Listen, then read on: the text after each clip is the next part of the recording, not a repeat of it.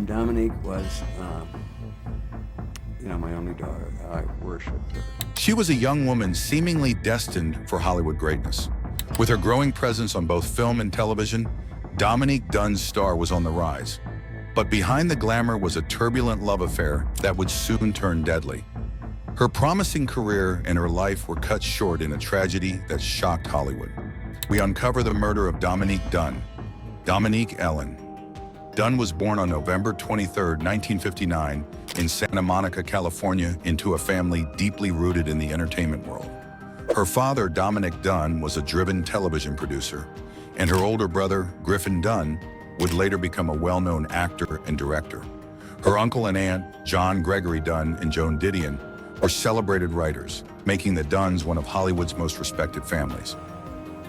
But behind the family's glamorous connections lay years of pain and hardship. Dominique's parents lost 2 infant daughters who died within a week of their birth, a tragedy that cast a lasting shadow over the family. In 1965, her parents' marriage fell apart. Her father was consumed by his career, lavish parties, and the excesses of Hollywood life. Around the same time, her mother, Ellen Griffin, known to friends as Lenny, was diagnosed with multiple sclerosis and would spend the rest of her life in a wheelchair.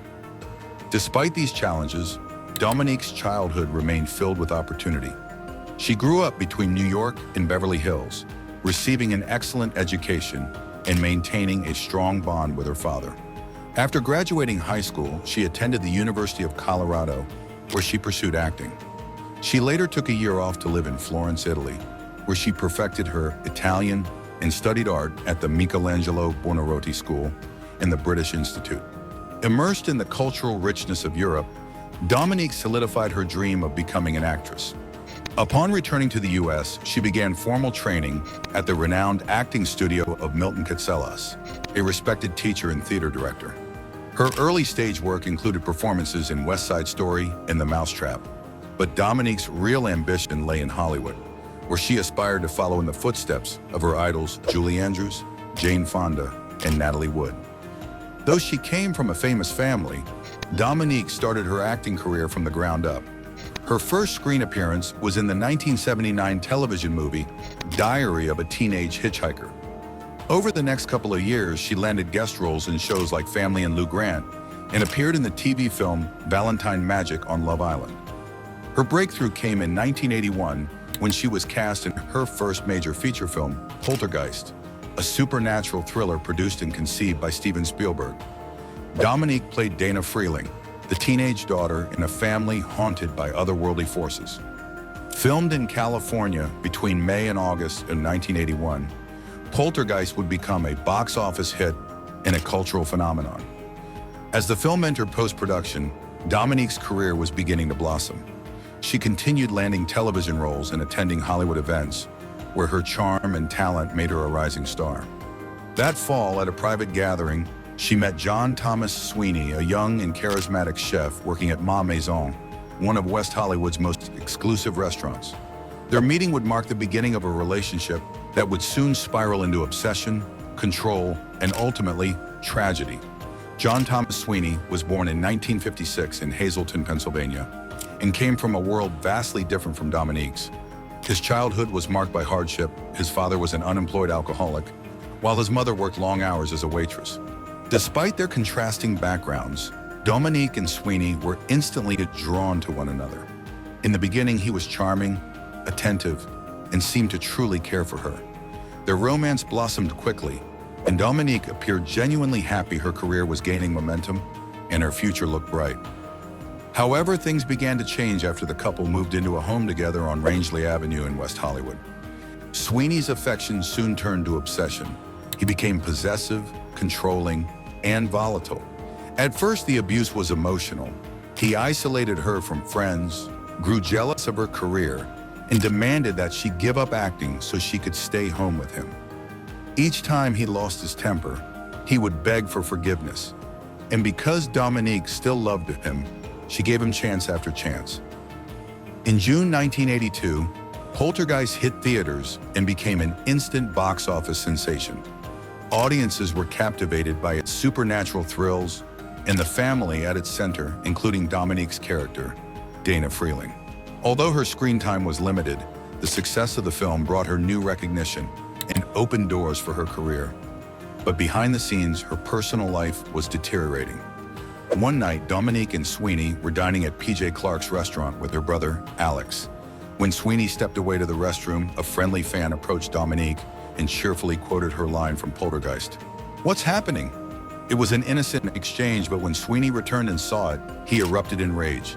Convinced the man was flirting with her, Sweeney grabbed and shook him violently, humiliating Dominique in front of everyone.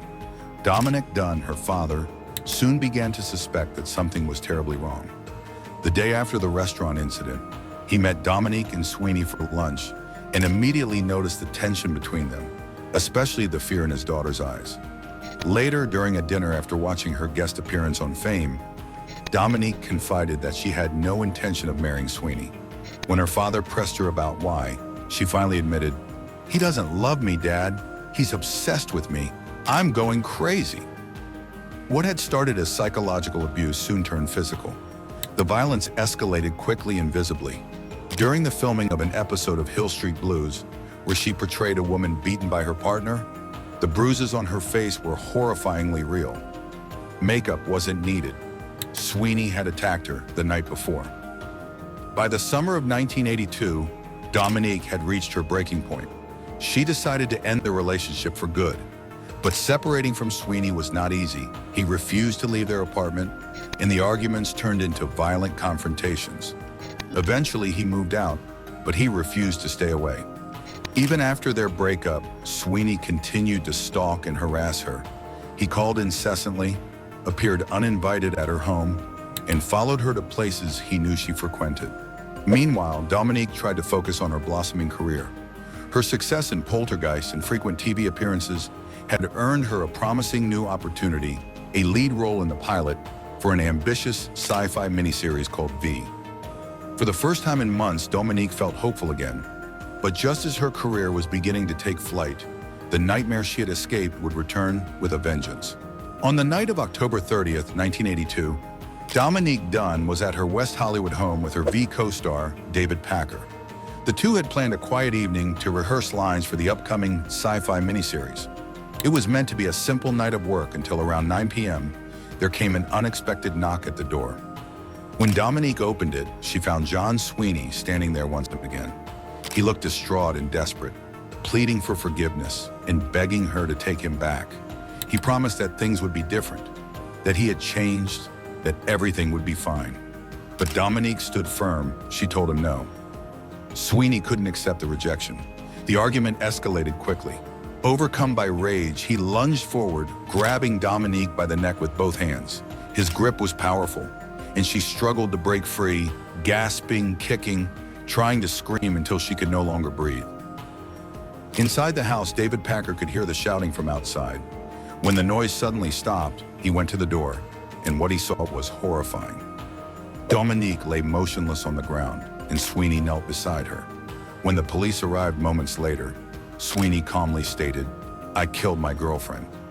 Miraculously, Dominique was still alive, though barely. She was rushed to Cedars-Sinai Medical Center in Los Angeles, where doctors managed to restart her heart. But the lack of oxygen had already caused catastrophic brain damage, leaving her in a deep coma. Her parents, Dominic and Lenny, along with her brothers, immediately flew to Los Angeles.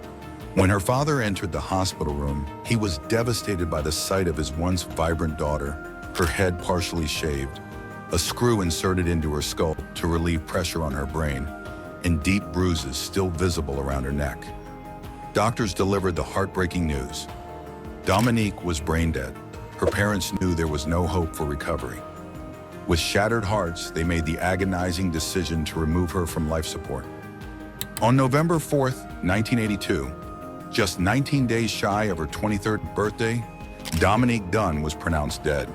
She was laid to rest 2 days later, on November 6th at Westwood Memorial Park in Los Angeles, where many Hollywood legends are buried. The following day, November 5th, John Sweeney, initially charged with attempted murder, was officially charged with first-degree murder for the brutal killing of Dominique Dunne. The trial for the murder of Dominique Dunne began in August 1983. Her father, Dominique Dunne, along with the rest of the family, sat through the painful proceedings, forced to relive every horrifying detail of her death. At first, it seemed certain that John Sweeney would face a severe sentence. The prosecution's case grew stronger when Lillian Pierce Sweeney's former girlfriend took the stand and testified that she too had been physically abused by him. However, Sweeney's fortunes changed when he received help from Patrick Terrell, owner of the famed Ma Maison restaurant. Terrell helped Sweeney hire Michael Adelson, one of Los Angeles' most powerful defense attorneys. Adelson set out to undermine the testimony of both Pierce and the Dunn family. His strategy centered on portraying Sweeney as a victim of circumstance, a troubled man with a traumatic childhood who simply lost control in a moment of emotional distress.